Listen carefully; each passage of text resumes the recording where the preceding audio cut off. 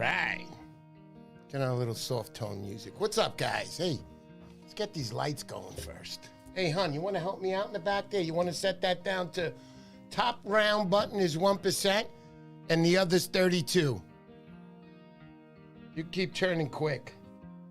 So we were rushing a little bit, and I'm going to tell you all about it in a second. Put up the lights. Hold on. Sorry about this. There's always an issue on the Poseidon show. Oh, my goodness. Okay. Here we go. Here we go. Here we go. And my fish sign thing.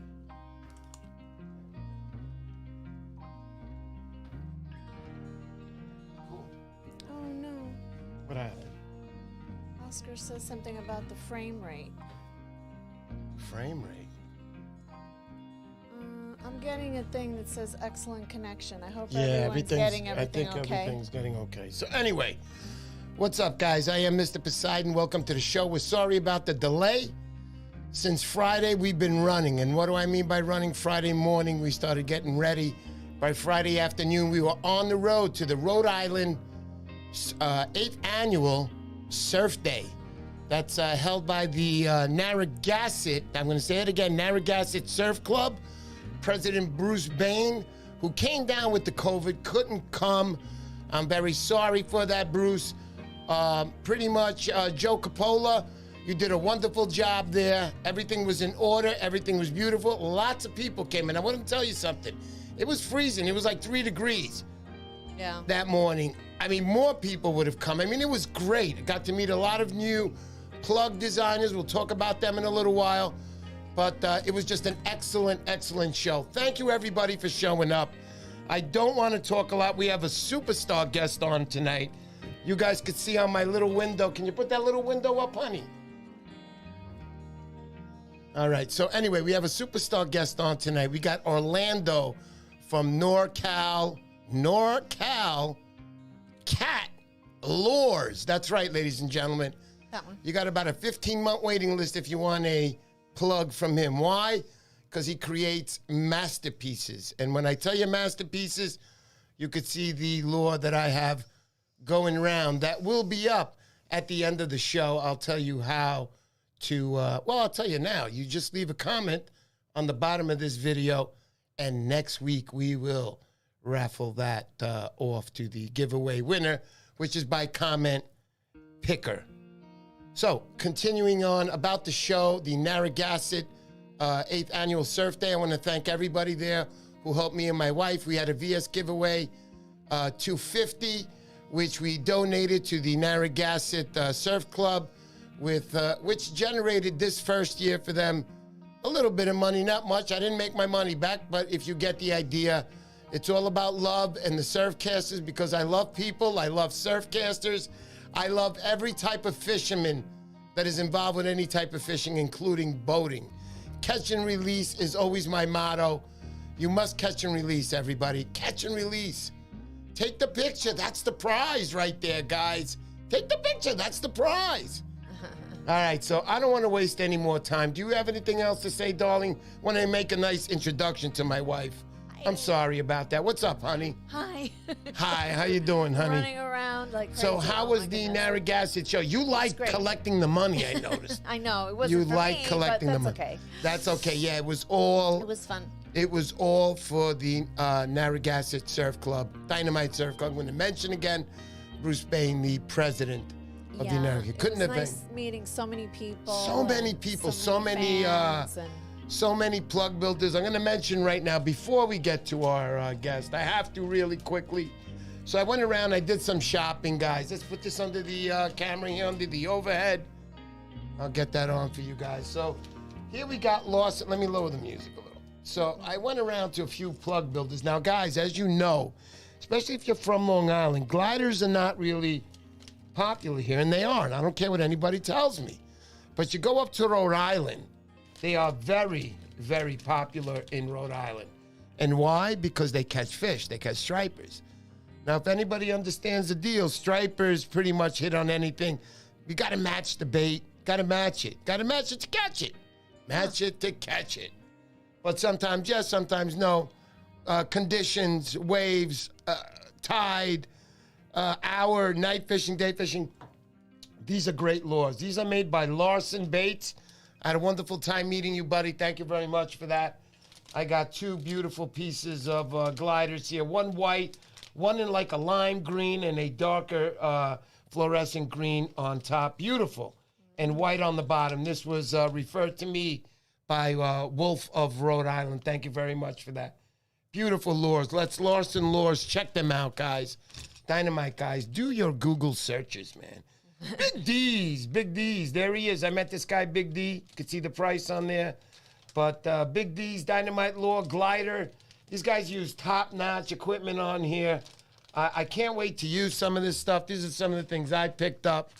Also, we got a lure from, what are they called? What's the guy next to us? Gremlin Lures.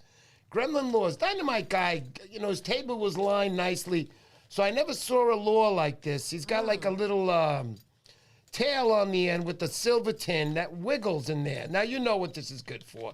Basically set up to run just on top of the water. It's not going to really play, he told me, but the action of the tail is going to draw that fish. I want to give this a shot. Blue season comes around. Get ready, guys.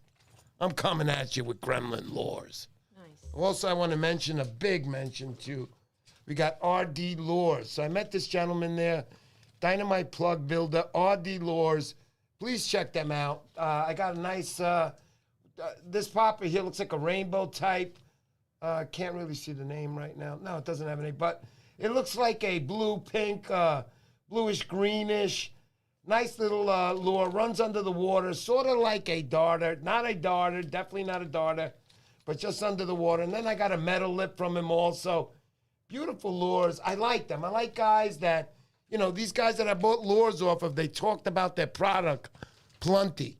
And they talked about it like every piece they love. And they really do, man, because you talk to some of these plug builders, they're not the big shots out there, you know? They're really not the big shots. And they're out there and they're doing their thing. And they're beautiful plug builders that care.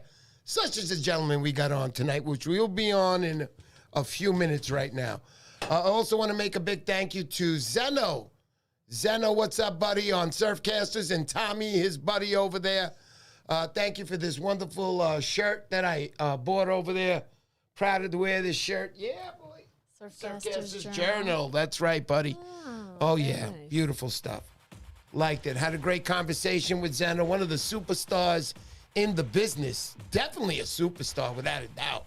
If anybody watches videos, he taught me how to use a bailless reel, right, honey? Didn't he tell me? Remember, I was out there casting all the time. All right, Enough with me. Let's go. Let's go. Let's go. It's time to meet the man. That's right.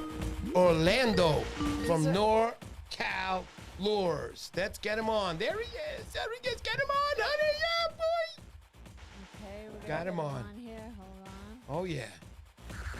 Here comes the music, guys. He's coming. He's on the train right now. He's rolling in. They're emptying out those NorCal lures off the back cat boots. There he is. There he is. Ladies and gentlemen, let's welcome NorCal Lures. What's up, buddy? How you doing, man? Good to see you. Hey, Orlando. What's up, dude? Yeah, man. Hey, all right. Here's what we're going to do. You're coming in with a little echo. I'm an honest guy. This happens to us always when we first hook up with anybody. 2 seconds. Stand by, everybody. He's coming back. That train's just screeching in.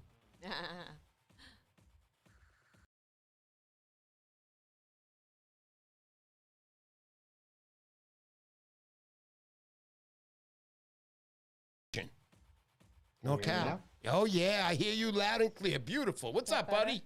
Nothing much. How you doing, man? I love the excitement, man. Oh, man. Let me tell you, buddy. How could not everybody... No, yo.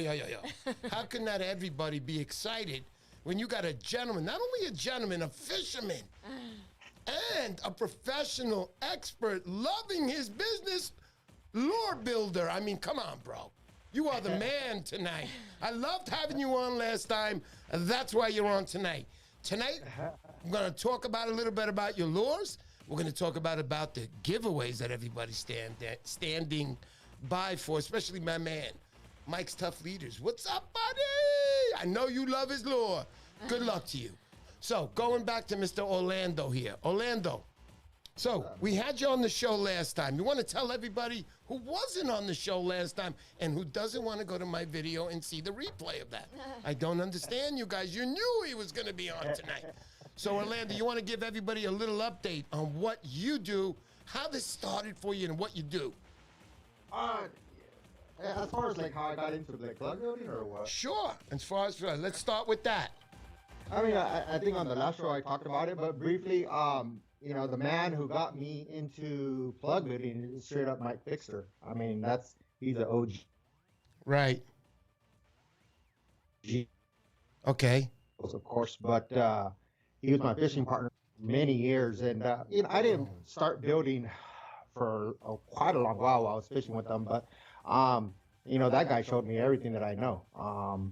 You know, and then I just took what he taught me and just made it my own stuff on my own style or what I feel that I needed out on the water. You know, like every plug that I make, I tell people this, they're not just plugs that I make because I want to make them. I make them because I need them.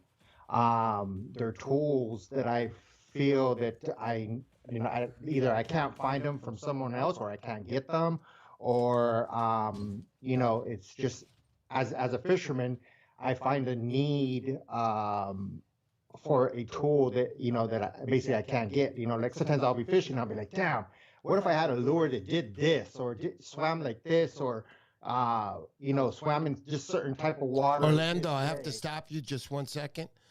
I'm getting people that are telling me audio feedback is bleeding in. Orlando, he needs to be louder. Is there a way you can be louder? Yeah, that's what they said. I don't know. How's everything sounding, guys? I'm sorry to cut the feed there in the middle, but Orlando has no external speaker on. No, he has an external speaker. You have an external speaker on? Do you have anything that's showing the live stream, and maybe you need to mute it? Everything's off on my end.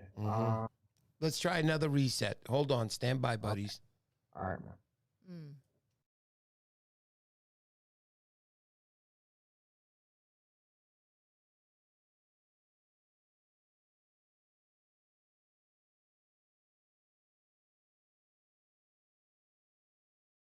Tough business, ladies and gentlemen. Let me tell you. Let's try it again, Orlando. How you doing? All right. Can you guys hear me good now? Everything good, guys? Come on back, babe. Victor saying he can hear him. This other person saying no good. Just a little bit of echo. We're not getting any echo over here, so I know that it's not coming off my end over here. It shouldn't be. Oh. Sounds good. I left my reading glasses in the other room. Oh, my goodness. It's right on top of the table. You look here at the settings. Are these the same mics you used last time? It's the same exact one, man. Yeah, I hear you, buddy. No worries. Let's see here. Let's see. Is he freezing up? No, he's good. Okay. Roll with it. It's time. Let's do it. Okay. The audio is good. All right, let's keep going, buddy. Keep going. Let's rock it up. Come on. All right. So so you were talking about your plug building and how you got into it and what got you to this point. So go ahead.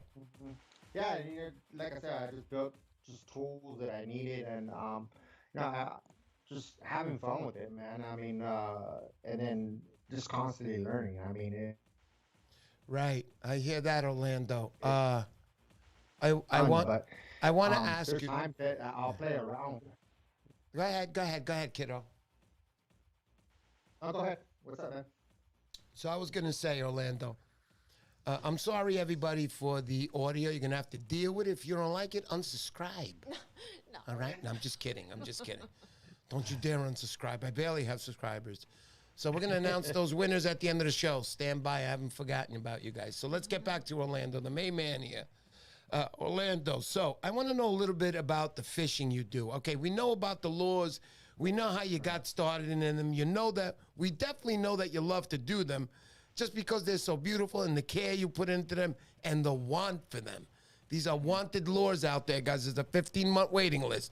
So now I want to get it more into the striped bass fishing. I know in California, I mentioned earlier about northeast conditions and getting out there in the freezing temps. And the next thing I saw you was, yeah, just like now, giggling away, having a good time. There's no way, you said to me. In order for us to fish in these months, we have to suffer a little bit. At least for the ones that like to go out in these months, which is definitely one for me. What about you, Orlando? What are you guys doing down there at this time of the year? What are you waiting, doing? Are they what? Tell me. Upper river systems. I've been focusing all my attention to the upper river because the temperatures, like right now, your air temperatures like at 50 degrees. We could fish for stripers out here year round. They do migrate, but not always. We have a lot of residents that just relax in our river system almost year round. But we do have a pattern of where they'll go from the rivers into the brackish water, the Delta and the San Francisco Bay, and then in the summer, you'll get a push of them going out to the surf, and you can catch them in the surf. So out here in Northern California, which is at the San Francisco Bay Area, you can fish for them year round. You just have to be willing to travel. But you could go as like if you live in North.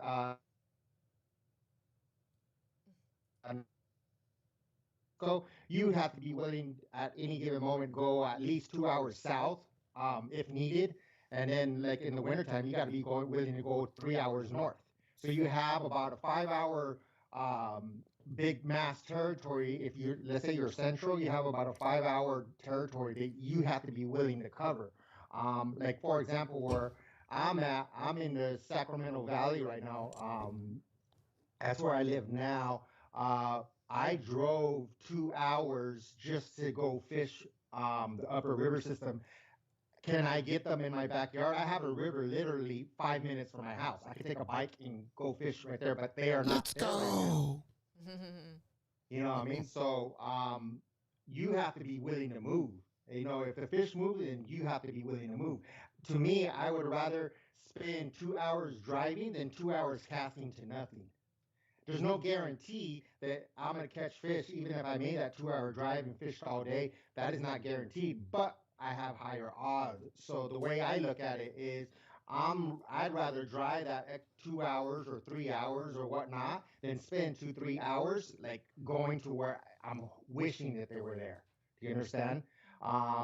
So I'm always willing to travel. That's the name of the game out here. You got to be willing to move, because if not, you kind of set yourself to only catching them or during certain times. You're right, Orlando. I want to just stop you right there. I'm sorry for that, but yeah, striper here in the Northeast, same thing, man. You got to be willing to travel. I'm constantly moving. If the fish aren't there, I'm going to the next area. And when you say about travel, about 2 hours, my good trips are all 3-hour trips, man. And when I go away somewhere for 3 hours, I have to be honest with you, Orlando, I do an overnight stay, whether it's in the back seat of my truck, which is a beautiful sleep if there's a bite on the next morning. But it's tough sometimes. But you do what you got to do to get these fish. And traveling is definitely the name of the game. Whether you're walking from spot to spot and you got to walk a mile on big, juicy rocks, that isn't fun. Carry a GSP. I fell a few times. I didn't break the rod. It's a good rod. But, travel is the name of the game is what I'm trying to stress here. I fell and I hurt myself that night. I'll never forget that night. Chaz, Tommy, Montauk, I don't like you. Anyway, let's continue on that. No, I like you. You show me all the spots. I love you. So let's go back to Orlando. Orlando, I want to move to another section now. Something I think that will interest most of us. My wife is ready on the remote control. Oh, you're not, darling? You're on camera. Almost ready. You're not ready yet, are you? You always say that to me, and I always have to wait. Freaking, I was going to say something, but I won't do it. We're on YouTube. Anyway, so let's continue. I got it when you're ready. You got it? You ready? All right, so what I want to talk about here is Orlando and his crew out in California. came up with some codes, and I appreciate.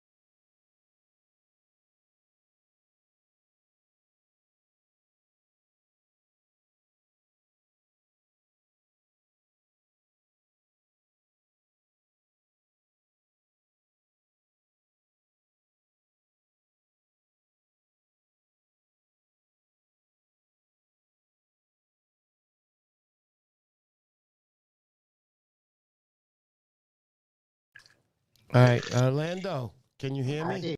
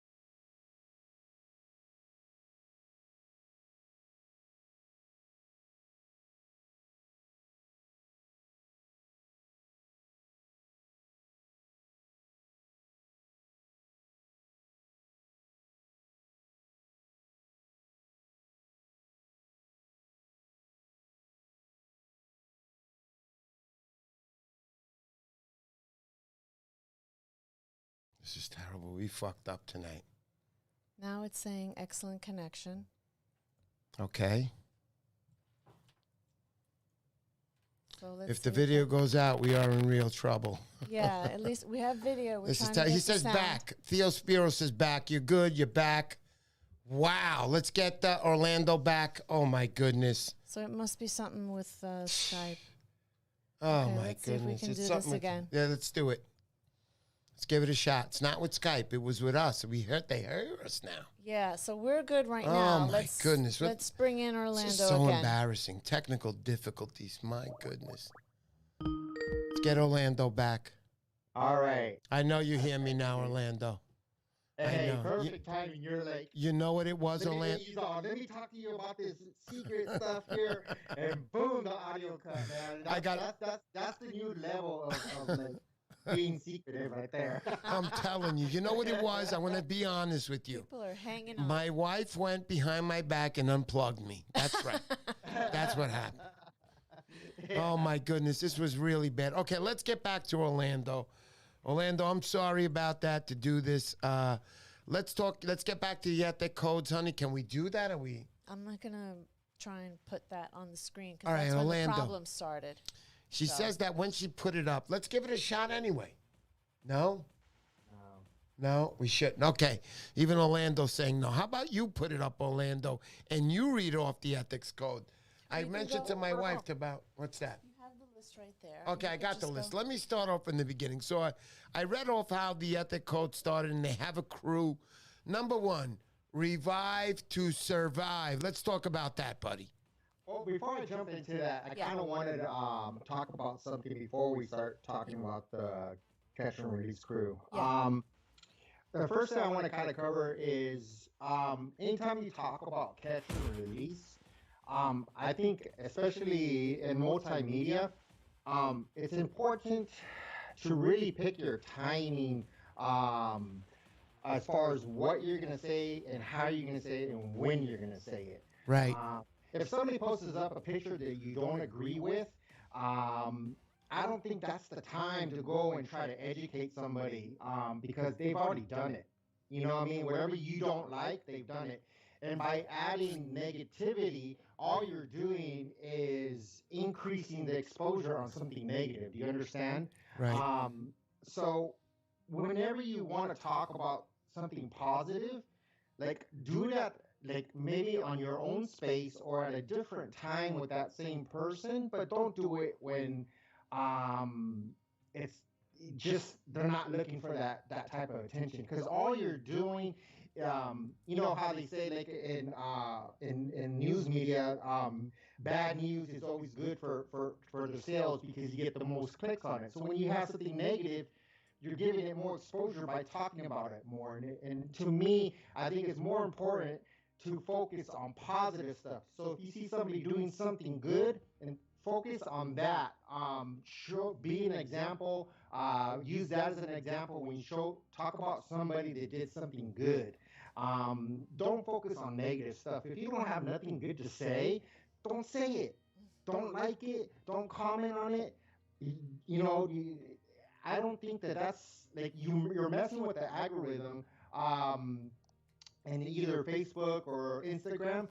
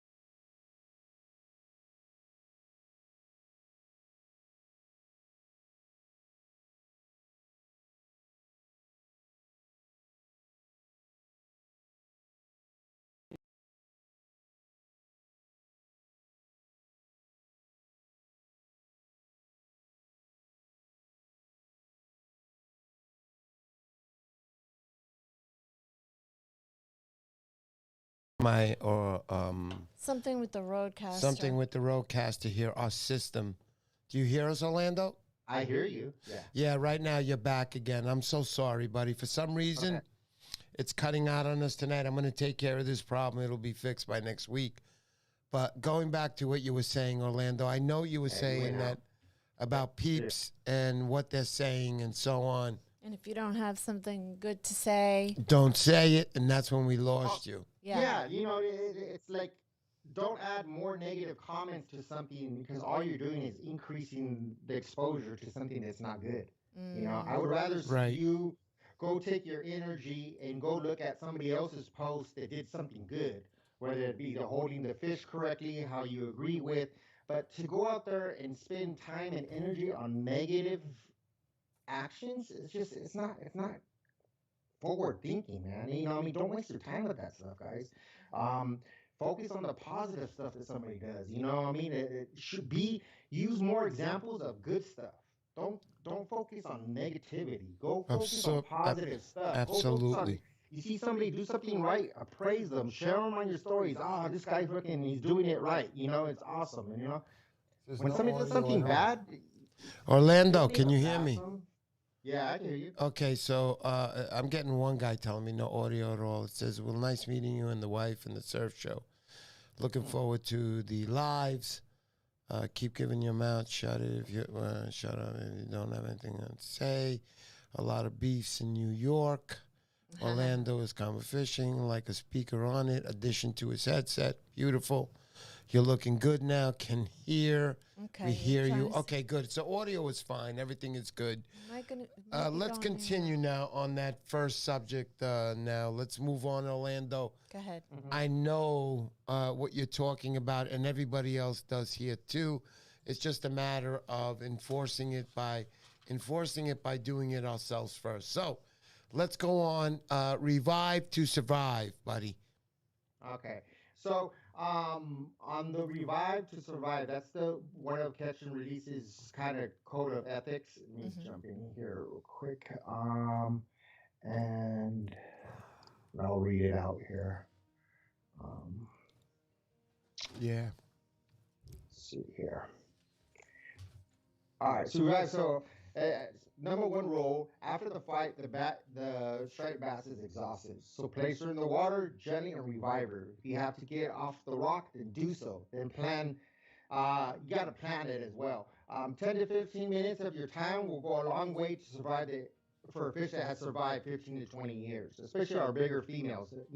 15 to 20 years, guys. Go ahead, Orlando. Sometimes guys just don't want to spend that extra minute because they're so worried about catching the next fish. But you have to keep in mind that fish is an older fish. Your goal should always be to revive that fish. Whether before the picture, before any of that stuff. Sometimes I've skipped the picture, man, because the priority, of course, is your safety. That's the number one priority, is your safety. Yeah, exactly. But after you caught the fish, like, keep her in the water as long as possible, if possible. Like, try to plan it out. As far as how you're gonna revive her. I've changed my ways. There's been times, when I first started fishing, and you want to get the picture, and then you're like, okay, I'm a reviver, but man, you have to kind of change your way you're thinking. Let's revive that fish first, then pull her out of the water.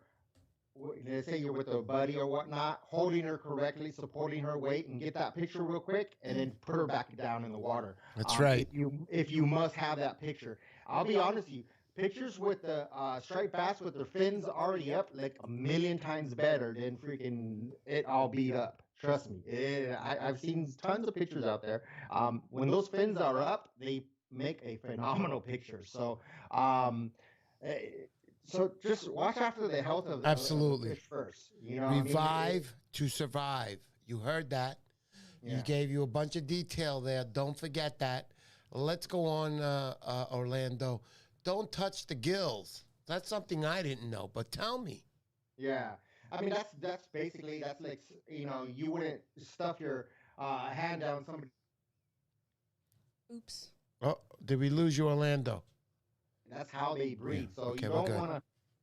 Can you hear me? Yep, we can hear you. We got you. Can you hear me? Let me try without this headset and see if Okay. that changes it. Okay. Okay, you got it, All right. buddy. All right. Can you hear me now? Yeah, I can hear you. Good. Okay. Do you get an echo from my speaker or no? No, everything is fine right now. How's everybody going? Good? Let's see what the comments say. Rooster Man, I hear you. YouTube buffering. The little force Is on that damage. better? Okay. They're saying that's a lot Okay, better. good. Let's do it. Let's do it. Let's keep it going like this, Orlando. Okay, good. Continue on what you were saying about touching the gills. Yeah. So, first off, let me also give credit to where credit is due. The whole catch and release crew, that wasn't just me. We started this. When I say we, that's Jason Deland. He's called the Surf on Instagram. And Moron Saxatilis, Eduardo Tostado. In Moron. 2018, nobody was talking about these type of topics. Everybody was just about catching fish, and we saw so much improper techniques. Correct. So us three, we got together and said, we have to do something, man. This is just getting out of control. Multimedia was blowing up, and we just felt, we had to do something to expose what's the good stuff that people do. So what we did is we made these hats. This hat that I'm wearing right now. Right. We made a bunch of these hats on our dime, and then we gave them out to anglers that we felt were being good examples out there in the community. They had no clue that it was coming. Right. But we saw what they did. We saw that they were good examples of techniques, and they had good exposure. So we started giving away these hats to them, and so people wanted to buy them, and we're like, no, we're sorry, guys. These are earned. We might have lost you. It's Mixer, bro. Let it run right now. Yes. No, I think he's okay. I'm not cool. I don't hear myself. John You hear me? Franciscone is saying, don't make any sudden moves. It's loud and clear. Right on, buddy. Audio is fine. So, Alex sick. Okay, good. So yeah, in 2018 we started this, and then in 2019 we kind of launched it, and started.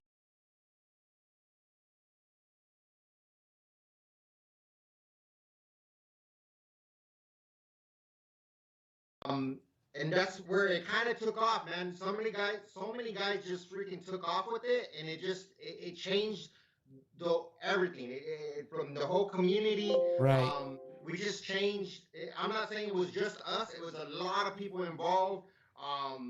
Bill Wetzel. I mean, there are so many people behind the scenes that were involved in this. Right. We talked about, okay, what do we think is the best codes? What are the best procedures? It was discussed across the board with so many people that are involved in this and behind the scenes. But yeah, and we just ran with it after that. So let me ask you. Let me interfere here. Yeah. I understand. There are some very important people involved with this. Definitely, we were up to. Don't touch the gills, bro. Bro, tell me about that because I want to know. To say. Well, that's basically how the fish are breathing. If you put damaging what they use, it's like you're damaging their lungs. That's what they use to breathe. So, if you need to hold a fish, you need to lip it, man, and then support the weight at the belly. I mean, there you go, guys. You hear that? Very important. Earlier. Go ahead, buddy. I'm just letting him know. Yeah. Okay. Me and you talked earlier. You're like, man, I want to get away from using a boga. And what did I tell you? Yep, you told me. You said I use the boga. Right, you use the boga, but you only use it to hook it correctly, so you can at least take out the hook without getting damaged. Okay, I definitely understand that you don't use the boga, and I'm going to repeat that. Look at me. We can get both of us on this. You don't use the boga. Myself, you don't use the boga to weigh it. I'm going to stop that. I'm going to be honest.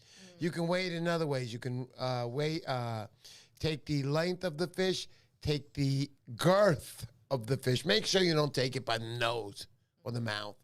Take the girth of the fish, the fattest part. And you're usually going to be within a range of about 1/8 of a pound, which is nothing. Run that program. What do they call it, honey? The formula. The formula that they have. Use that formula. I'll put it up on the bottom of this live stream so you know.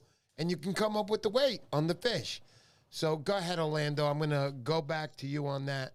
Yeah, so I use a boga, but I don't use it to weigh the fish. I use it to hold the fish in position so I could unhook the fish, while she's in the water. I unhook the fish, so I keep the hooks basically away from my hand. I also use the fish grip. It's also something here. I brought it here so you can see. This is called the fish grip. It's a lot lighter, but I use it as a tool to get a hold of the fish, unhook her, Right. and revive her with this on her, so I have control of her. Because I don't want her to shake away and still be floating away. Absolutely. I use it to have control of her in the.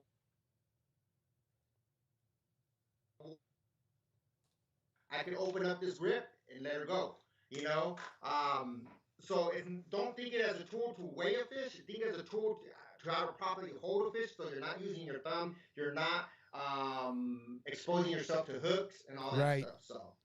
Yeah, so getting back, thank you for that, Orlando. I appreciate that. I know you have detail. Wait. Really good. I want to say that you have detail on one subject that can last us all night. That's how into it you are, and I understand that, and I'm not disrespecting you in any way. I love you, Orlando. The more I talk to you, the more I understand your life of catching the striped bass, or hunting the striped bass, I should say. I gotta move on because the time is running. Everybody still has got the TV on. They got the San Francisco game on, and they want to watch their football. I don't care about football. Oh, I do. I love FanDuel. But anyway, let me get on. Number 3, crushing the barbs. Trying to make this a little quicker, only because we got 7 more topics to talk about, buddy. Not a problem. Okay. Crush barbs. Yeah. Especially if I know I'm into a lot of small fish, like schoolies and stuff, I'll just crush the barb because it just makes it so much easier to just catch them and then get them off. There's been times I've been heavy into schoolies, and it's ridiculous. I mean, within 2-3 hours, I'm catching 100 fish. You know what I mean? So if you have crushed barb, it just makes it a lot more easier for yourself to basically release the fish. Well, I'm going to interrupt you. When you say a lot more easier, there's 2 reasons for this. Number 1, it's the striped bass. You get to just pick it off. If you're a good fisherman, you're not afraid, you're going to use a crushed barb. I'm not a good fisherman. I suck. So I leave the barb on, period. Sorry, I'm sorry. Any haters out there, I'm sorry. But hold on, Orlando. Before we get back to you, I know you're going to fight me and you're going to hold me down like a UFC wrestler on that one. But hold on. So basically, crush barbs is very important. It's going to help you out. You got a hook in your finger, you're slipping it right out. You're fishing literally. 10 seconds later, you're casting out. Not a problem. Stand by to all the winners of that VR200. I know that's what you're really here for. And to all the guys that are going to be going for that NorCalKat lure. Going back to Orlando and crush the barbs, guys. It's better. It's better for the fish. It's better for you. It's better for everything. It's beautiful. Crush the barbs. These guys are really into it. They'll put us to shame if they came here to New York and go, what are you doing? Where's your crushed barbs? Are you crazy? Now keep in mind Go Orlando, go baby. All these codes of honor, you're gonna tailor them to your needs. You're the person that has to make that judgment. Whether what kind of hook setup you want to use, whether you want to use a single hook setup. Trust me, they all work one way or another in a good way. So it just take these rules real with a grain of salt and just kind of modify them to your fishing needs. As long as you feel that you're improving, your technique as a fisherman, then it's a win. Don't feel that you have to follow everything to the T. Modify it to your needs, modify it to your safety. All that stuff is really important, but always make sure that you're always improving as an angler. That's I want to emphasize that you're improving as an angler. We all go through different stages, so just take your time. Make sure that you're always trying to improve. Absolutely, Orlando, without a doubt. So remember about crushing the barbs. That's number 3. Number 4, and know that after number 10, yeah, the prizes, the whole deal, it's going to be announced. And the Salt X 6000, don't forget about that. More importantly, my Salt X 6000 is probably worth of a half of an Orlando lure. So just don't forget. NorCalKat, guys. It's all over. I put it all the time. Check him out, bro. The guy cares about his lures. They work beautiful, and they look just as beautiful. Remember, it's the same thing like a doggy commercial. Remember, they used to put the fork in it? And then they used to show the piece of meat, and you used to look at it, and you used to be like, wow, it looks so good. I'm getting that for my dog. It's the same thing. Those lures are beautiful. The striped bass love them just the same. Trust me, I'm not lying here. They're beautiful lures. They're wanted lures. You got a 15-month waiting list. Too bad if you get on the list right now. But when you get that call, make sure you answer. Because if they don't, he's going to put them online, and he's going to get just the same money. Is it if still not that more. long, Orlando? Is it still 15 Is months? it still 15 months, Orlando? No, maybe a little bit longer, but I'm working on it right now. I've been slammed trying to get some stuff done. Right now, I'm working on my October 2020 orders. Wow, you guys are in trouble. Get your orders in now. Why wait? They're there for a reason because people love his lures. It's about catching striped bass. You understand that they catch anything, but it's about what you like too. And when you see that lure, it's a beautiful, beautiful lure. I love his lures.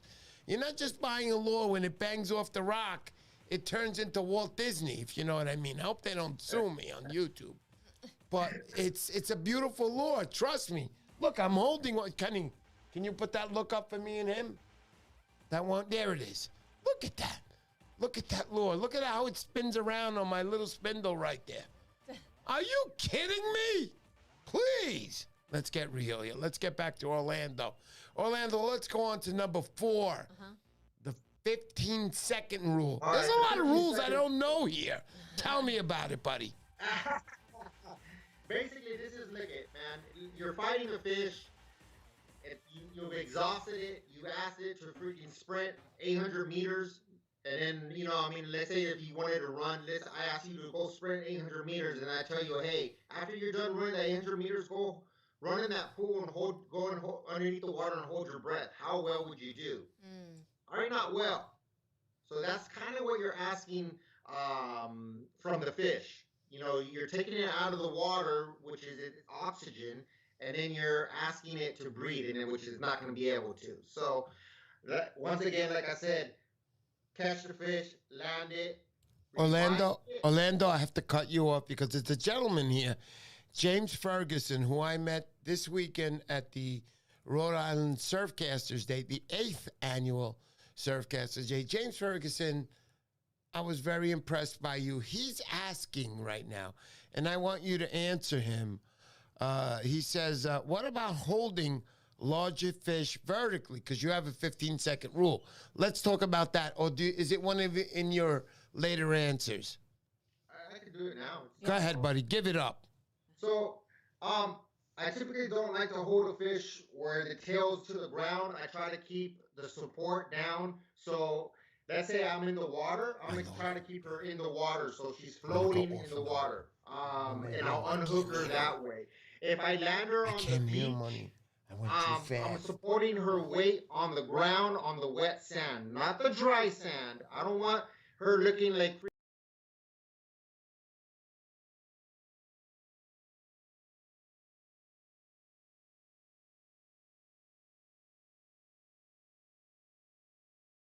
Go ahead, go ahead.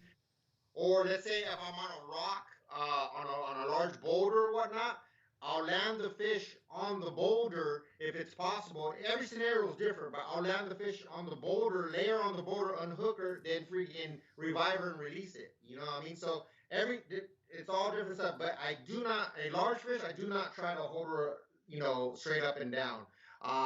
If you are, at least be supporting the belly. It's always important. You want that belly weight to be supported.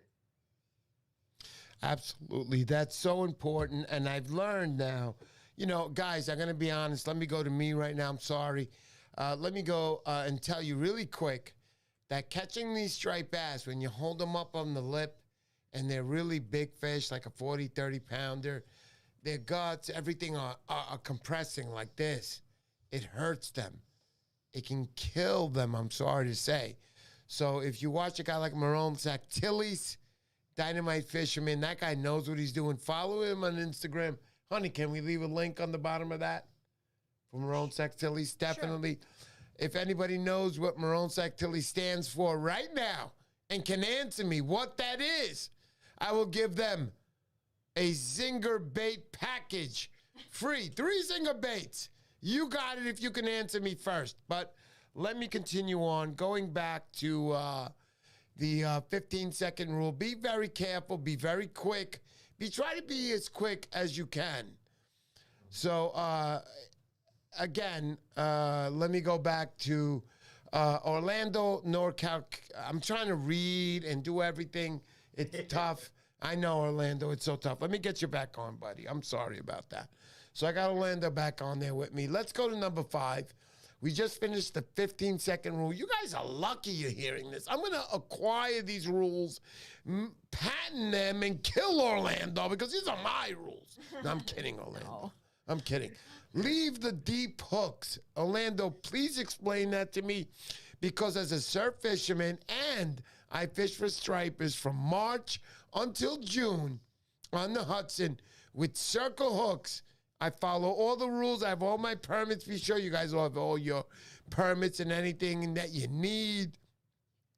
So when the DC does come up to you, you have everything and you're clear and free, and they're very friendly. They're very friendly either way. So tell me a little bit about number 5, leave the deep hooks. Okay, now keep in mind, we wrote this in 2018, so the rules and regulations have changed. Now everybody's using circle hooks, which is phenomenal. But let's say you're still using a J hook or it's allowed. If you get a deep hooked fish, this is mainly, I think a lot has to more do with the people who live bait fish or who fish eels, that type of fishing.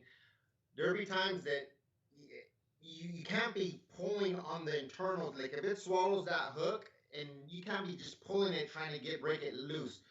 Cut your losses, cut it as much as possible to the hook, and just let the fish go, because that is metal. It will, in salt water, it will disintegrate eventually.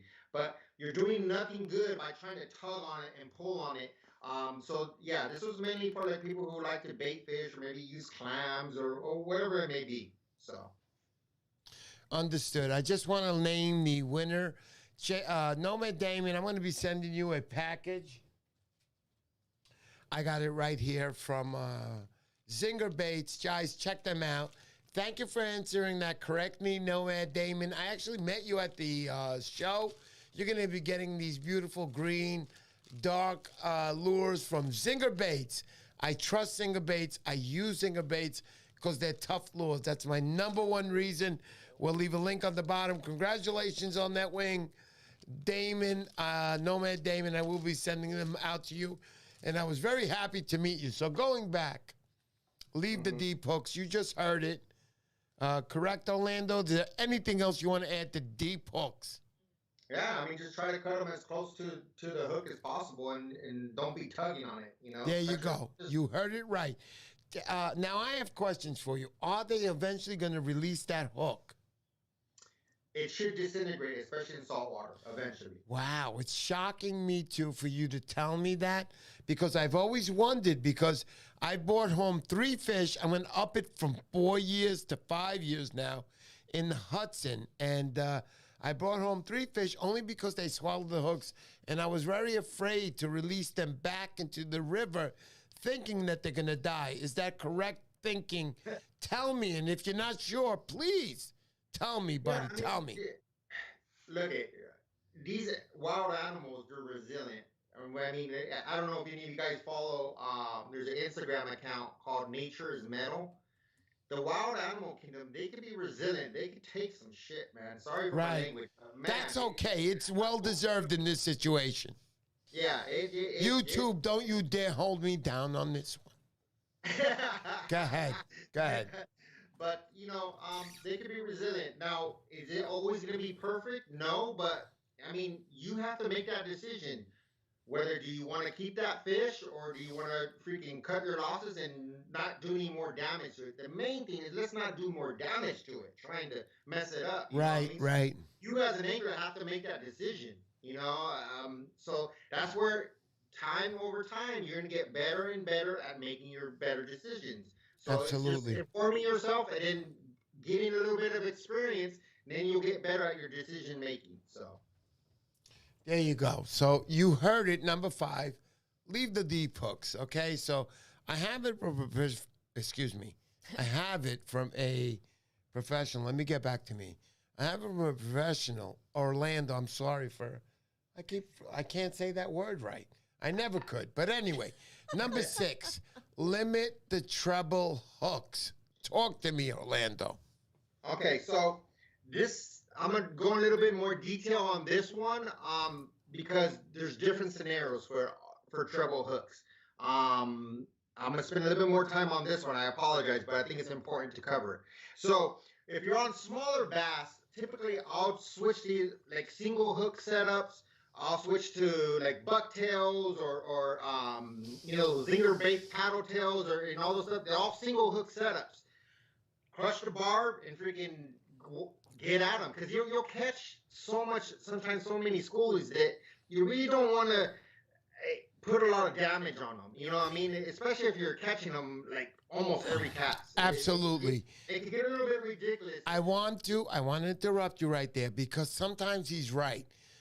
Did you hear what he said? The specific word there was schoolies. If you're going to catch so many fish back to back, be gentle with them as far as possible. Don't chuck them out like you're Joe Namath. And for those of you guys that don't know what Joe Namath is, let's bring up like a guy like Tom Brady. Don't throw them out there like a Tom Brady. They won tonight. They crushed them. But anyway, other than that, try to be as gentle as you can with them. He's trying to tell you, limit the treble hooks. Going back to you, buddy. All right.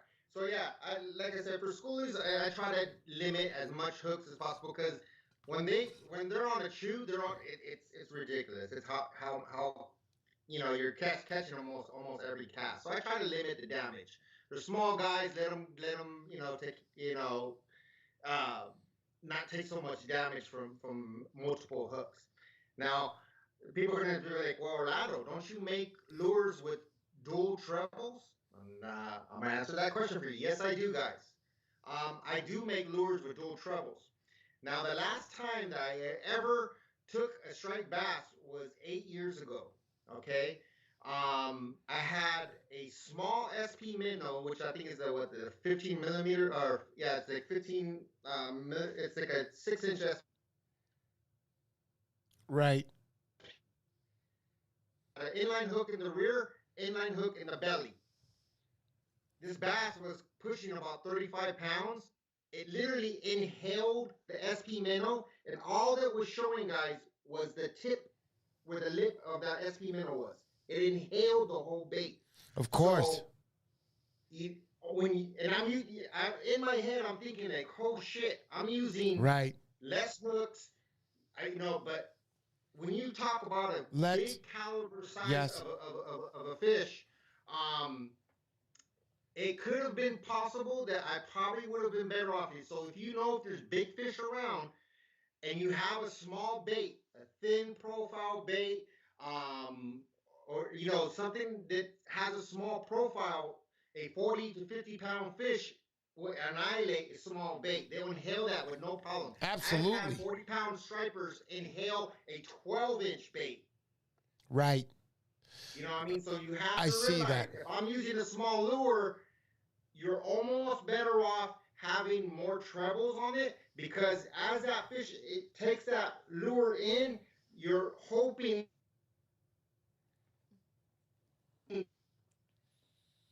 and catch the outside of the fish's mouth. There you And go. that's You what heard. happens a lot. You On heard that smaller lot. lures when Wait. you have dual treble setups, because it acts like an anchor on its way in, and it doesn't get inhaled all the way in. So that is scenarios where if I have a small profile, I like to use a treble because it limits that fish from, especially if I know that I'm Absolutely. fishing after striped bass. Okay. It limits them I wanna- inhaling that bait. I want to let you know, Orlando, that I have a lot of people like Ocean State Bed Fishing, who I met this weekend at the Surfcasters Day over there in Rhode Island. He says he's right. James Ferguson, interesting, at James Volunteer, who said JJ's fishing good in Defoe. The chat tonight, man. We have quite a few things. Inline circle hooks. Danny D. Morales, treble hooks suck. James Ferguson, and I said, interesting, Cape Cod. Let's not forget to mention single hooks are safer for the anglers as well. And I want to show you really quick. There it is, buddy. I have a treble hook in the front because I know that the striper is going to hit the front, and I have a single hook in the back. And also, if you look at the NorCalKat, look, I'm going to show you right now. There it is. It's a single hook in the back he has, and only one treble hook in the front. When you see those type of lures, listen to me. I'm going to put the music on. Yeah. When you see a guy with a single hook in the back, he's not pushing his lure. He's trying to save the striped bass. Why am I yelling? Because none of you are listening to me. My goodness, this is so hard. I hate live streaming. No, I like live streaming. Let's get back to Orlando. He's the main guy here. Orlando, number six. Hold on. Go ahead. Finish what you're going to say. I'm not going to cut you off. Okay, so yeah, it's up to the angler to make that decision. You have to make that decision of what kind of caliber of striped bass you think you're going to catch, and you have to make adjustments. Absolutely. That's why I have almost every single kind of setup. If you saw my surf bag, I don't know if anybody in here has ever fished with me in here. I think a couple guys may have. I saw your surf bag. I wanted to steal it. I wanted to steal it. It was so stacked. I'm kidding, Orlando. Go ahead, buddy. Oops. On the fly when you realize the caliber of fish you're catching. So absolutely. There's no right answer, guys. That's the honest truth. Guys will be like, oh, I only use single hooks. I only use one treble. Right. You know what I mean? Honestly, there's no, because you cannot control the angle and the force that fish is hitting that lure. Absolutely. And you're not going to control the results. Orlando. Make the best decision possible that you feel that's going to be best for your situation. Absolutely. I thank you for that. These are good rules to follow by. I suggest everybody think as hard as you can before you get that last wink that closes the eyes so you can have a good dream about these codes, because they're excellent codes. I'm going to go by these. Listen to me. I'm going to put you on single here, Mr. Poseidon. I'm going to go by these. These are excellent rules. Why? Because of the conservation of striped bass. It's what's going to keep our industry alive, at least for my last 10 years of my life. My goodness, this is so hard to say. Let's go on to number 7. Remember, guys, just, be cool, man. Be cool. It's the picture that counts. Picture, you take that picture, put it in the water, and watch how many hits you get on Instagram. That's what it's all about. No, it's not. It's about keeping that fish alive. Remember, Orlando's not here just to tell you, hey, it's cool, striped bass. There's a lot involved. Let's go on to number 7. Use the right tackle. That's another thing I don't understand. Tell me, Orlando, tell me. I want to say, isn't that picture freaking awesome? And look at that guy's rod bent in the background. Which picture? Montauk. I'm sorry about that, all that flaking back and forth, but Montauk's a beautiful thing. Go ahead, I love it. Yeah, so anyways, use the right tackle. You're getting into, like, 20, 30, 40, or even 50-pound fish. Are you going to go out with your light tackle and spend 5, 10, 20 minutes trying to land that fish? You think you're doing a service by doing that? Whether you're a catch and release guy, oh, I revive it and I let it go, but you're really not doing it. You're doing a disservice to that fish if you're using super light tackle. Right. You need to beef up your gear. You know, I can land some large fish under 2-3 minutes at times. You know what I mean? I'm using 50-pound braid. Sometimes I'm using 65-pound braid. I'm using 50-pound leaders, 60-pound leaders, 75-pound clip. You know, don't play around with this whole light tackle and then you catch a nice fish and then all of a sudden it takes you 20 minutes to land it because that fish is dead. You're over exhausting it. It shouldn't take that long. So basically, if you're fishing for schoolies, okay, use schoolie gear. That's okay. But if you know that there's big fish around, don't play around with light tackle, guys. Because whether you try to revive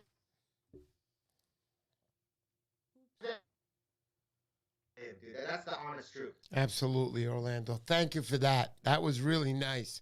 That was your best segment of the night. We got to go right now. No, I'm just kidding. We're only up to number 7. Everybody relax right now. Relax. We're getting to the prizes. Do you think we're just going to give away stuff without you hearing the true fact of what to keep these striped bass alive in?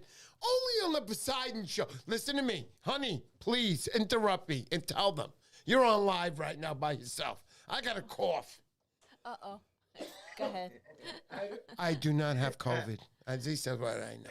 A1. What am I, what's that called? The one where I can't catch it? I'm what's it called? Asymptomatic? Asymptomatic. No, you're immune. You're immune. I'm immune, boy. Look at this muscle right here. That means I'm immune. Going back to Miss Poseidon. Tell them, Miss Poseidon. What? Your immunity? No. What do you mean? Okay, this requires music.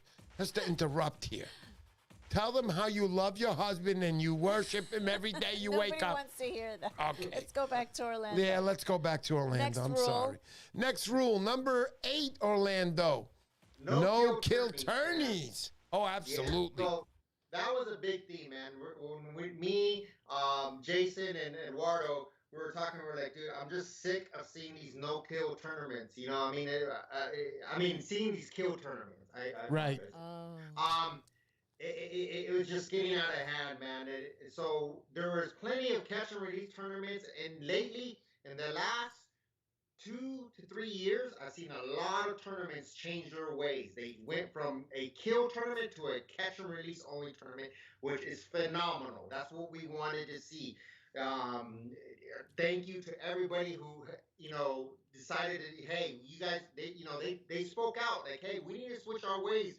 We can't be having these kill tournaments and expect, you know, to be profiting off these fish and then you're killing them. And I mean, it doesn't work that way. So there's a lot of tournaments out there that promote catch and release tournaments. And, you know, if that's your theme to do tournaments, I don't do tournaments myself. I've talked to plenty of my buddies, you know, they're like, hey, if you caught, let's say, like, a world record striped bass, or if you caught like the winning tournament striped bass, would you bring it in? And I was like, that's not something I would do.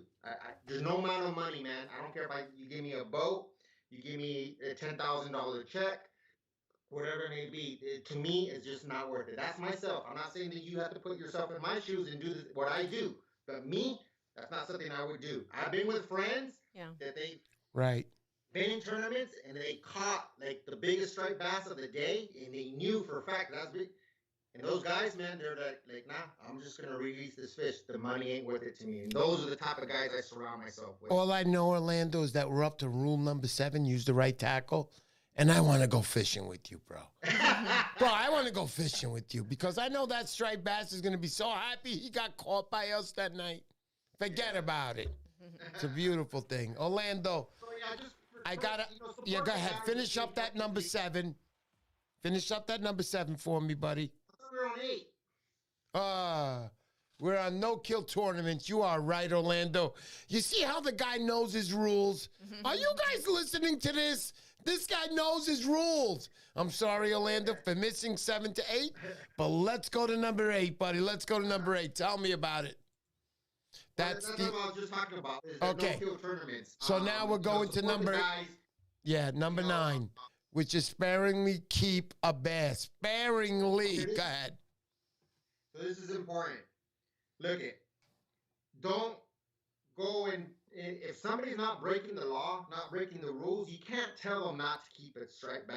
Thank If you. they're not breaking the law and they want to take a fish home, Thank you. they take a fish home. That's not a problem.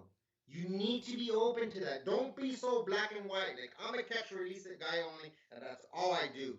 Don't feel any guilt that, that if you want to keep a striped bass and it's legal, you have every right to do it. Right. Okay? Don't go like down talking somebody who decides to keep a striped bass for their family. Correct. Now, Correct. Here's where we say sparingly keep a bass. Listen carefully, guys. Listen. Every day and catches fish, quite often, you could do some damage. Just imagine like all your friends or the people you fish with, or even yourself. Think of if you kept everything you caught, you would seriously do some damage. There's some of the guys out there, absolutely, man, they could do some serious damage. I'm gonna cut you off now. Look, I love boat fishermen. There's a lot of boat fishermen that have his friends. It's catch and release, and a lot of boat fishing charters are also the same way. But I have to say that you yourself have to tell the captain of that boat if you feel prized, release the fish. Release the fish. They have to do what you say. Release those fish, because what I'm trying to get at here is if every boat or if every surf fisherman kept a fish every day, and let's just say there's 30 surf fishermen now, just on one section now we're talking about, like a Montauk North Bar section. There's 30 guys fishing over there.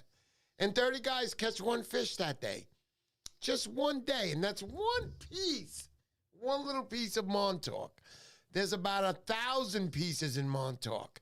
So you have to understand those numbers and how fast we can degenerate these. Am I saying that right, honey? What are you trying to say? Well, I'm saying degenerate, meaning bring down the population. Am I saying it right? Decrease the population? Yeah, my wife is. I hate her. But decrease the population of the striped bass. That is a no-no. That's why, guys, it's all about the picture. The striped bass, you can bring it home, cook it and eat it, and it's gone. But the picture, man. The picture lasts forever. Pick it up out of the water. Watch Marone Sexatilis. Watch them. I gave you the answer of what that was about 10 minutes ago. Not me, but who gave the answer, honey? Tell them. Joe Ferguson? James Ferguson? James Ferguson gave the answer. It's a striper. The guy Marone Sexatilis, a big time, and I'm going to tell you again, big time conservation guy on the striped bass. The guy cares about the fish. You can see his pictures. Just look at them. He doesn't hang it off the lift and hold it up. He's very conservative about it. So these no-kill tourneys, whether you're on a boat or whether you're doing it off the shore, there's no-kill tourneys anymore. They rarely exist. I don't know of any, but they're the ones that, excuse me, I said that backwards. There's no kill tourneys anymore. Right. The no-kill tourneys are the ones you want to enter. You release the striped bass into the ocean safely. I mean, you heard all the rules before. Let's go on to number 9, and let's get back to my man, Orlando. Orlando, please, it's sparingly keep a striped bass. We just talked about that. Yeah, so,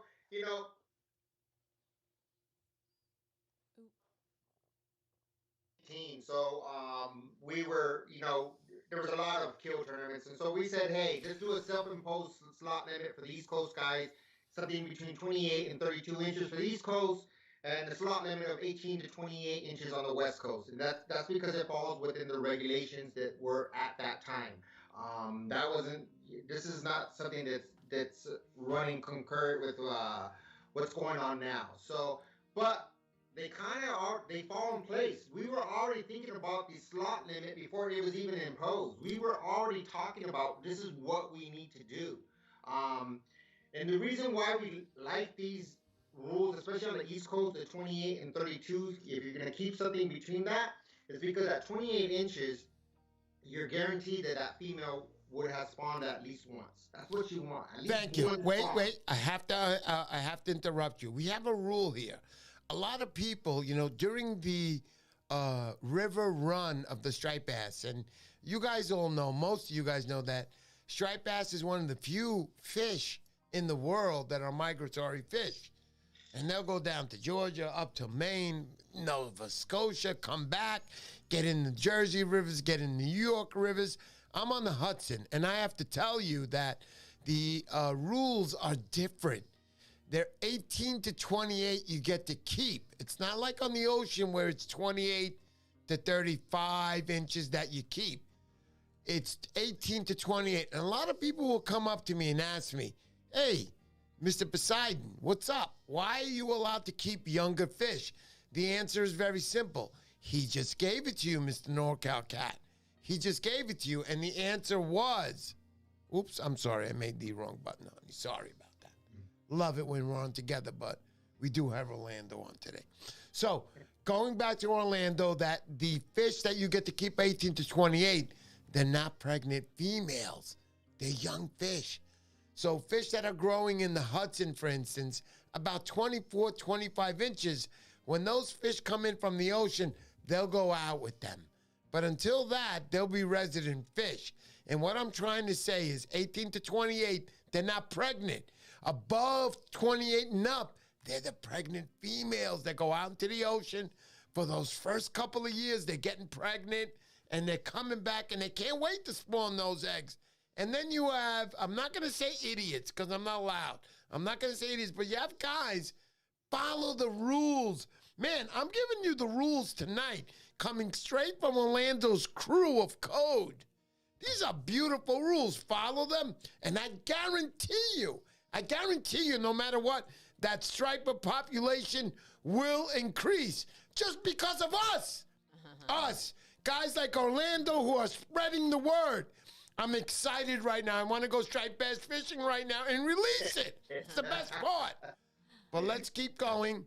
We're on to number. No, go ahead, Orlando. I want to hear you first. Yeah, so and the main thing is anything over 34 inches, or most likely it's going to be a female, because the males generally max out about 35, 36 inches. Now they have been known to get about 40 inches, but it's very rare. Right. 90% of the time, anything that's 35 and above is a female. Correct, so, Orlando. Correct. So we want to keep those females in the water. We want to keep them spawning. We want to keep them in our system. That's probably the most important thing. That's why the slot limit works. Not only does it work for striped bass, it works for redfish. Absolutely. It works for every single kind of species. In my opinion, thank you. Every species should have a slot limit. I have to interrupt you because The female matures and when right. The males also max out, and then put your slot limit in between those. Absolutely. I also have to acknowledge my subscribers here. We have Carl Newman. Carl Newman says, I like eating fish. I keep a couple throughout the season. I'm okay with that. Not a daily thing, though. That's fine as long as it's legal, or I know I fish ain't going to make it, she ain't going to make it on the table. So, okay, I want to explain to you what Carl is saying right here. Guys, we have laws in the United States, and we all abide by them. If it says in your state or your area, I don't care where you are, that you can keep a striper a day, do it.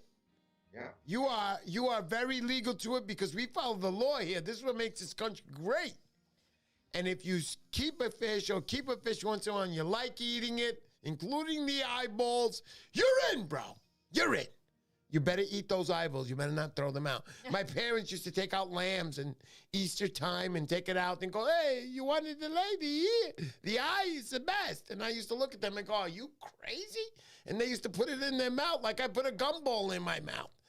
But anyway, you understand what I'm saying. Catch and release, always.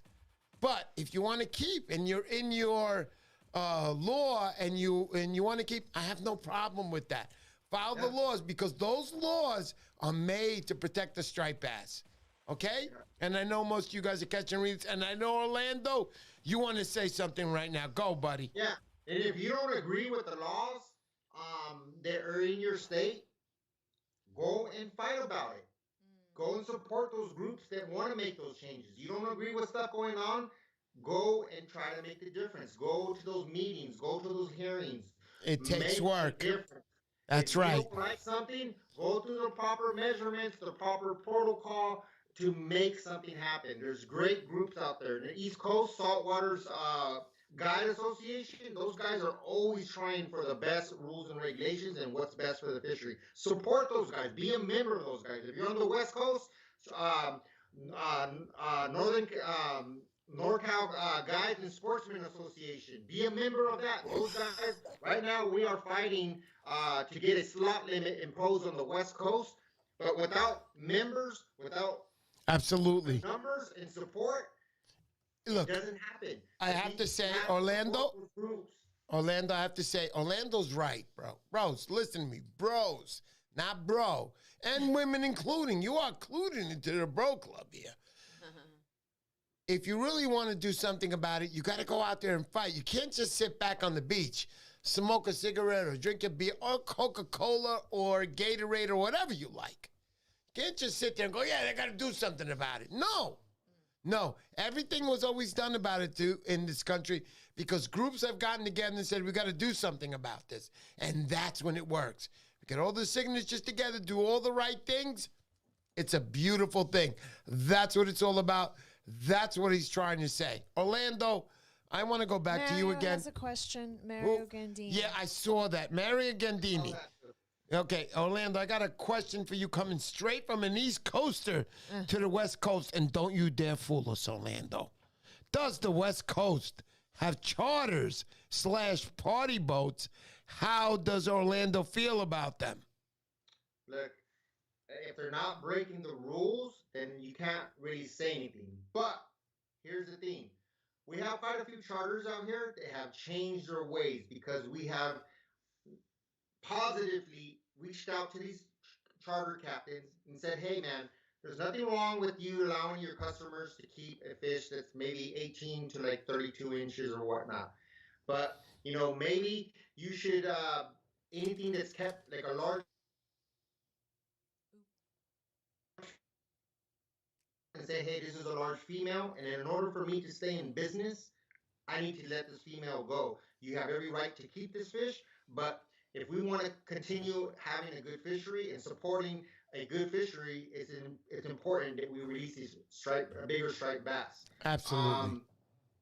If you educate a customer who probably is on that charter boat and fishes one time a year, but if you educate and explain why, and you take the time to talk to a charter captain and explain your opinion on something like that, not over online.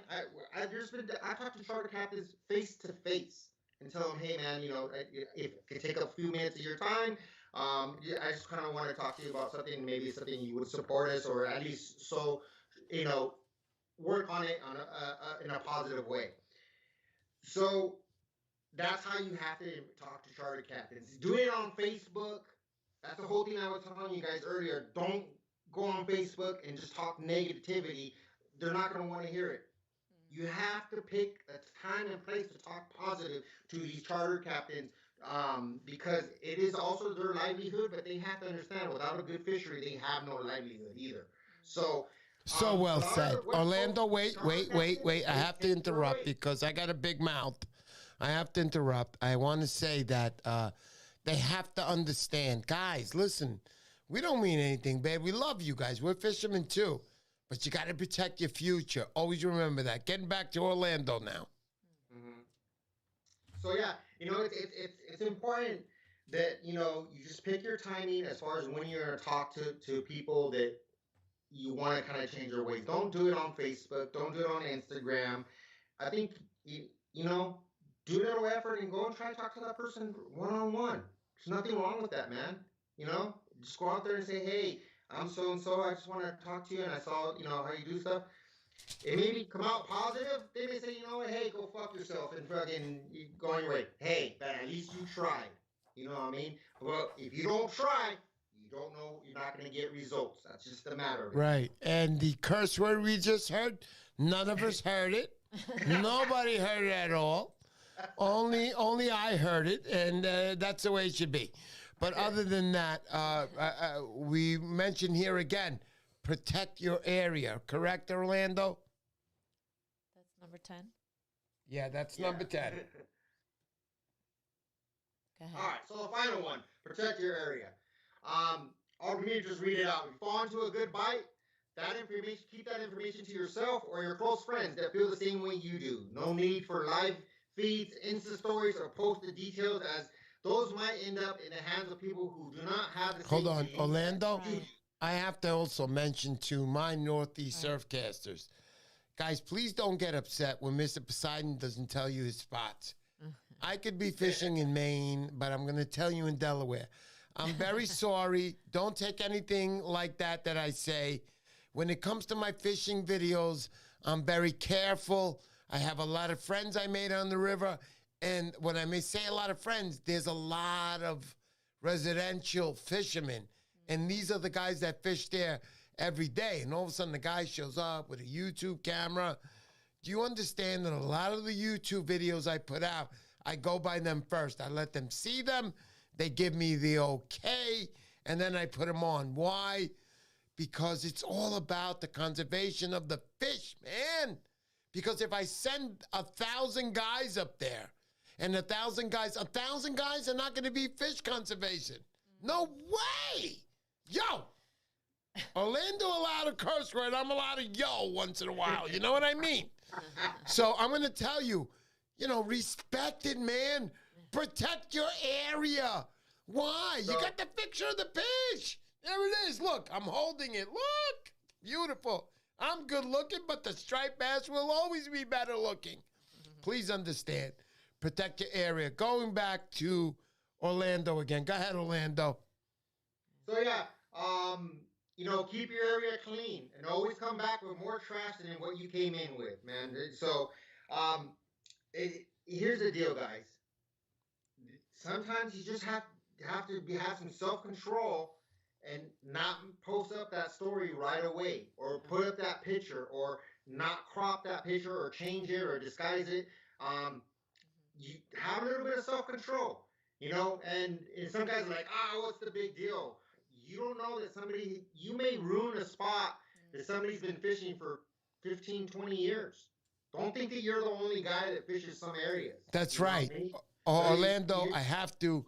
My wife is looking at me like she wants to kill me. I'm sorry I have to cut you off. I have to, man, because I got such a big mouth. But when you talk about beautiful subjects like that, respect, guys, respect. I'm going to keep repeating to you. Protect your area. Keep it to yourself, man. Keep it to yourself. Or like Orlando said, if you have like a brother and your best friends, or a sister and your best friends, and you love each other, let them know the spot. Because what I'm trying to say is, no matter who you invite to that spot, you got to be smart. You can't know them for a day and go, hey, what's up, man? Come on down. I'm not going to let you know my spots.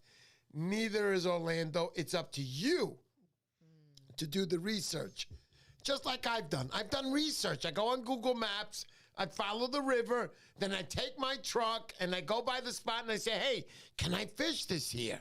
Am I allowed? Do I have to knock on the neighbor's door and say, hey, how you doing? Mr. Poseidon, I want to fish in your backyard. Get the hell out of here.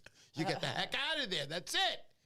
But what I'm trying to say is here, guys, that, do your research on your own. You can do it on Google Maps. Yeah. Go on top, follow the river on the edges. Go ahead, honey, talk to me. Well, like Bruce is saying, learning to find fish, read water, and bait patterns is becoming a lost art. Hard work and time on the water is what makes a surfcaster. Yeah, absolutely. That's what makes the surfcaster, no doubt about it. What I'm trying to say, honey, is here that just protect your area. Yeah. Try to keep it as safe as possible. Know who you're giving the information out to, and make sure, number one, that person you're giving your information out to is conservation. Number one, conservation with that striped bass. So this way, it's a beautiful thing for you. It's a beautiful thing for me. You're watching that person fishing next to you, man. I trust that guy. I don't want to go down as being the guy who's a spot burner. I don't do that. Never will I do that. If you don't like me, I'm sorry for that. But I love you guys that respect me and don't ask me anything. Yeah. I mean, every day I'm on the phone with Orlando, and he's like, where do you fish, man? No, he doesn't do that. He never does that. But Orlando, you are the guest tonight. Getting back to you, we've just finished Protect Your Area. Do you have any finishing touches on that so we can go on, buddy? Yeah, man. Still in the Protect Your Area, it's important to not spot burn, guys. You don't have to announce everything. When I go fish the East Coast, I go to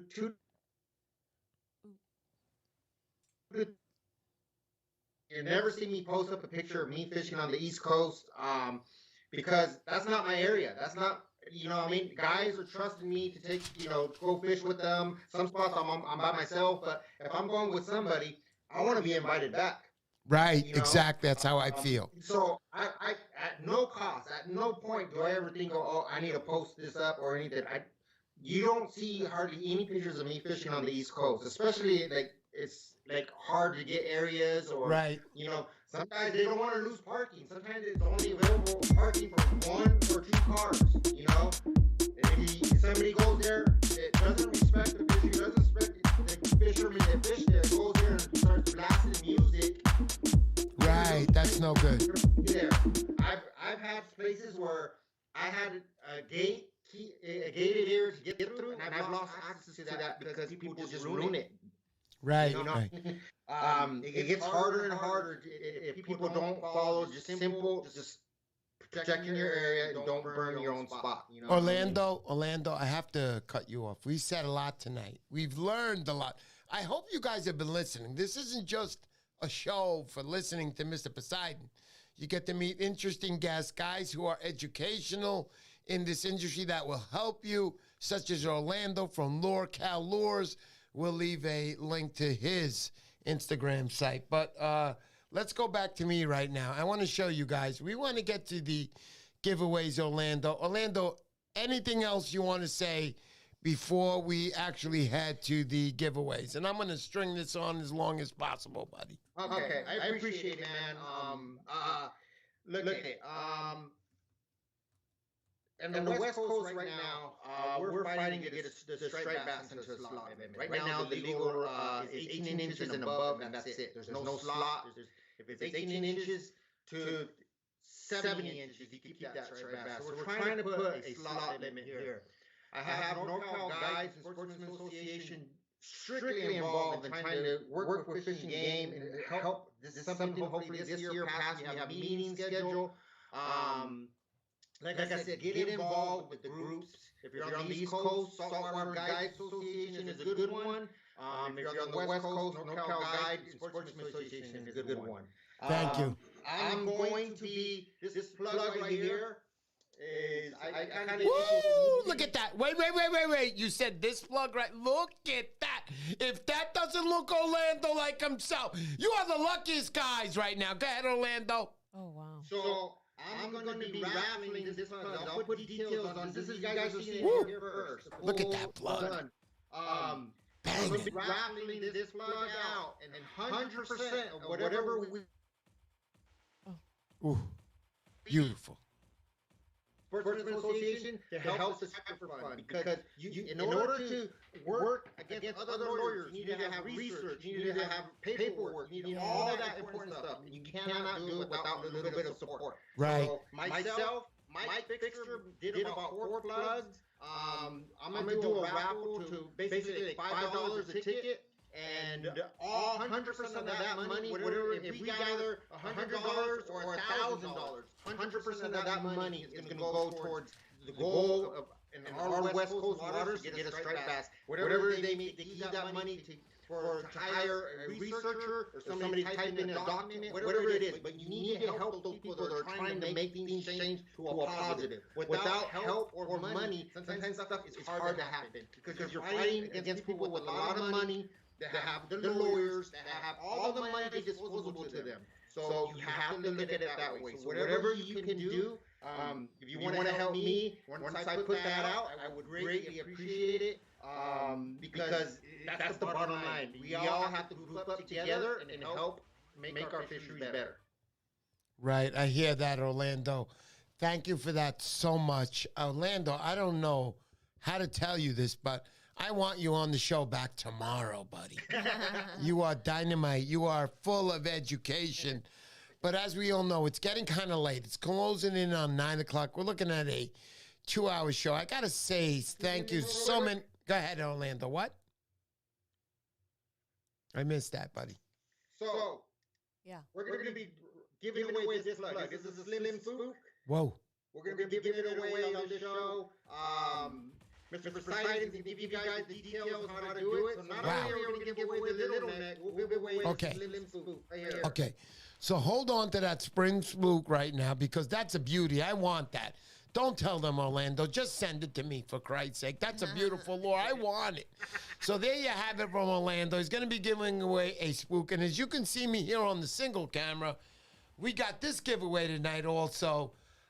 This giveaway, I had to take it out of the package to put it up on this reel to show you guys. Beautiful popper on top of the water. I'm touching it right now, and it's electrifying me. It's so beautiful.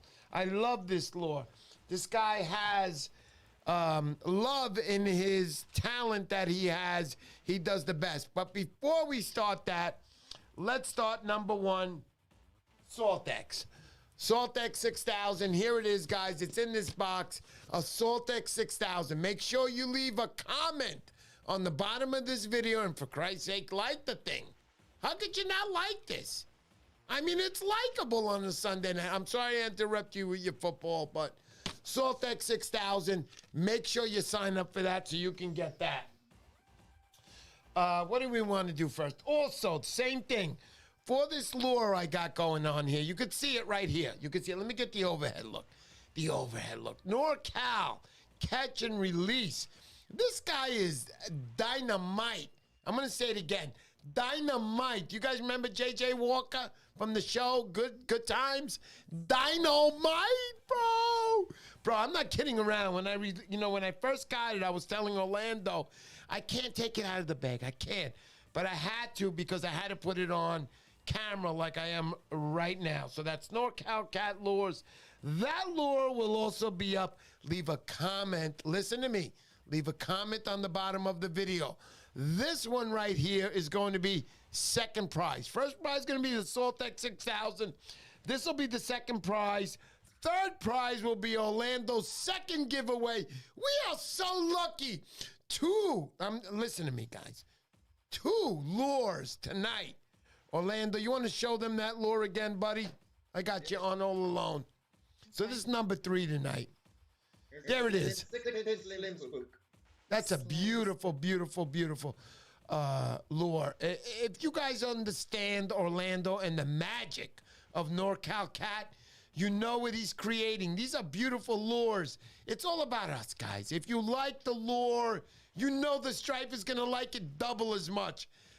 Thank you for that, NorCalKat. Thank you, Orlando. That'll be the third prize. But right now, where's the other one, honey? I lost them. What's that? Oh, here it is. It's right in front of me. On the fourth prize, that's the fourth prize. I like this guy so much. Lawson Baits. Lawson Baits. I bought a bait off of him, which I'm going to give away tonight. It's a glider. It's a glider. It's a beautiful lure also. Same care as Orlando. I spoke to this gentleman. He loves his company. He loves what he does. And also a Zinger Baits that'll come with that. So that's a double win right there. You got that tonight. That'll be number 4 tonight. And right now we're going to announce. That'll be last. Let's just save that for last. I think that's last. Yeah, so you guys got it. Leave a comment at the bottom of the video. And next Sunday, we'll announce the winners off the comment picker. Now, getting down. Not on this live chat. It's once the video posts. Yeah, then once they can the comment. Thank you, darling. After. Tell them that live, sweetheart. Go ahead. No, I was just saying you can comment once the live stream posts on YouTube. You're so then beautiful. You can put a I comment. love you. Oh my gosh. I always can't wait for this video to enter. Plus, with my pineapple guy over here. There he is. A pineapple guy. Hey, Orlando, you see him? Love that pineapple guy. But anyway, it helps. But anyway, my wife, my wife, Mrs. P. Thank you so much, darling. You are a hookup to me, darling.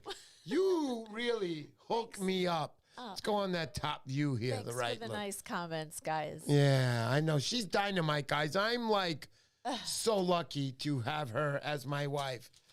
I really am. She said yes. She made a mistake, but it's too late now. So anyway, let's start now. Hold on. Let's get down here. Let's get that VR reel that guys want to know that they won last week. So last week, Oh, yeah, that was a I little gave different. out this VR reel. And I'm going to tell you guys, I'm surprised. Because I was expecting answers to come up in the middle of the week. Like, that's how long it would have taken you to find out these answers. But I have to admit that, you know, it was so quick. So many guys came up with quick answers. And I'm going to start naming them until we get to the winner from 10 down. There was a lot of answers that came in the day after. Thank you guys for trying to find the answer to my videos. I know you were doing some scouting. I can tell from my analytics that you were running through my videos. So thank you for that. To the winner tonight, we will announce in about, I don't know how long it's going to take me to announce all these last 10 winners. Okay. So I got number 10. Number 10, Brian Parks, came in at 916. Now understand this. The live stream ended about 8:46, correct, honey? I got you on the mini up there. Yeah. I'm on the mini. You'll keep you on the full. So I came in at about, Brian Parks came in at about 9:16 p.m. That was about, what, since 8:46 when the live stream ended. I was shocked. I was shocked at how quick I was getting answers. So I know you guys are excited. I'm going to keep going on down the list. Number 10 was Brian Parks at 916. Number 9 here. Okay. Well, number 8 that was. But anyway, I don't know what I'm doing. But Theo Spiro. You want me to read the list? Yeah, I got it. Oh, I see where it is. Mario Damo. Mario. That's Mario came in at 10:02. Brian Cup Parks. That was Mario Cinquemani. Oh, Mario Cinquemani. Yeah, you got it. 10:02. Brian Parks at 9:16. Theo Spiro at 9:11. 9:11. Good try, buddy. It was a good try. I have to admit. It was a good try. Then we got, what do we got? 9 o'clock. Where is it? Grandpappy. You came in close, buddy. 9 o'clock, Grandpappy. Number 6 I got here. Number 5 I got at Brendan. No, Thomas DeLeo at 8:59. Did I say that, honey? Grandpappy, 9 o'clock. Brendan Cohen at 8:58. I'm getting all the times right, but trying to get them right, but this is crazy. But I didn't write this down correctly. You want to give me the list? Okay, but 8:58. What are we up to now? 8:58. 8:59, 8:58. Thomas. There they are. They're the winners. Okay, so we're coming down. I think there's I got one winner. What do you mean winners? Yeah, I know. One winner. So the very first winner, the very first correct answer came in at 8:52. No. 9. Give me this. I got all the correct answers. Let's just go to the top 3 and forget about this, all right? Yeah. Because the rest of you lost. I'm sorry. I'm very sorry. But let's go to number 3. James Ferguson, I met you at the show. What a terrific guy you are. You are wonderful. You came in at 8:54. I mean, this is quick after the show. I was shocked at how many guys actually watch my videos because I'm shocked. So James Ferguson, thank you for that. You came in at number 3 at 8:54. At 8:53, oh my God, this one hurts because you're only a minute separated by the number 1. Don't say his name. Don't you dare. A minute too late. A minute too late. Edwin Rivera, you came in at 8:53 on my Instagram. I'm very sorry you didn't catch that, Edwin. Thank you so much for that. All right, so we come down to the final guy here. He probably knows he won already, but anyway. Let's go on to 8:52. I don't care what your phone says or what time you sent it. It's what time I got it on my Instagram. Right. And the number 1 time I got was 8:52. And that was coming from, here we go. Are you ready? Striper Seeker. Striper Seeker. I know thank he's you. here. Yeah, I know he's here. Thank you for supporting my channel. Striper Seeker Grant. Oh, Edwin Rivera's crying there. Oh. But I have to tell you, Striper Seeker, there he is. I'm so sorry, Edwin. I'm so happy right now. Thanks, Mr. P and Mrs. P. Woohoo. You deserve it. You are one of my top subscribers, just as Edwin Rivera, James Ferguson. You guys are all dynamite. Let's continue again. I'm going to remind you that if you want to win today's prizes, you got to put them down on the comment on the bottom of this. Honey, you want to tell them? Just enter a comment, like we were saying, after the live stream ends. Right. And then be at the next live stream. Right. Where we will use the random comment picker. And we will. And we're going to run off the top 4 prizes, because we have Larson Bates, we said, with Zinger along with him. During the show, also, we had, who won the prize during the show? Nomad Damon. Nomad Damon. He's getting his prizes delivered to him. We have 4 prizes, Larson Bates. And then we have the 3 and 2, which are Orlando from NorCalKat Lures. We'll be raffling off his 2 prizes, his beautiful prize here. I'm going to put it back up as you can see it. There you go, number 2. There. And number 3, which is with number 1, which is the Saltex 6000. I'm sorry I'm so slow tonight, guys. I'm trying to keep up with you. It's been a long weekend, and it hasn't ended till right now after the stream. Oh, my goodness. But thank you for that. And if you guys know anything about lures, anything, you understand that what we're giving away at the number 2 and 3 prizes are really number 1 prizes. This guy puts a lot of love into his lures. You should appreciate it, and they will catch you. These striped bass, fish them correctly. Protect your area, sparingly keep a bass, no kill tournaments, use the right tackle, limit the treble hooks, leave the deep hooks, the 15-second rule, crush barbs, don't touch the gills, and revive to survive. All important rules in keeping the energy of the striped bass alive forever for us. Anything else, honey? Nope, that's it, and we'll see Orlando, wait. We have to give Orlando his time. Orlando, you want to tell everybody anything on the final note here? So we'll Guys, when you go out fishing, just always look to improve on your technique and your procedures. You know what I mean? That's all it is. And like I said before, don't focus on negative stuff. Focus on positive stuff. And praise people who do stuff correctly. But don't worry about the negative stuff. Just let's focus on positive stuff. And always look to improve. Awesome. And that's you just get your time out on the water. You just go out and have some fun. Orlando, I you. can't say enough to you tonight for coming on the show. And because of guys like you who believe in the industry or the love of the striped bass, I should say, and keeping them alive for future generations, we will have you on again. And I'm going to say very soon, because you are a dynamite character and a dynamite guy on education of the striped bass. Please follow Orlando. Check him out. Check out his codes made by his team, his crew. There are codes to follow by, and if we all followed by those, I guarantee you it will be a beautiful lifestyle for striped bass in the future. Thank you, Orlando. Thank you to everybody who's out there tonight.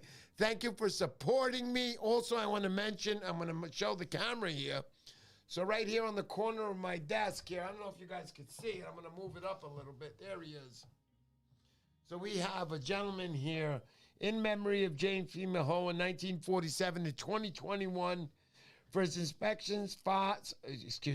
for his infectious smile, kind words, innocence, and his love for fishing. Jimmy Mo will forever be with me here, editing late night hours. He helps me get by.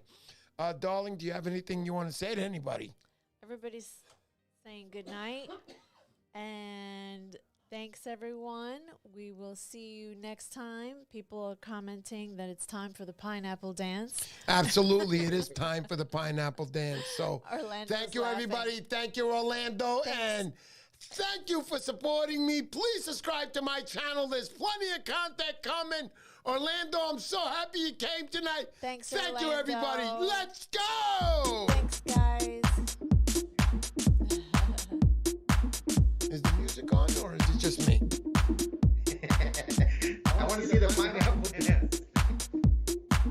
Orlando, is the music on? Help me. No, I don't hear the music. Check my volume here. It is on. It is on now. Yeah, I hear it. Let's go do the pineapple dance.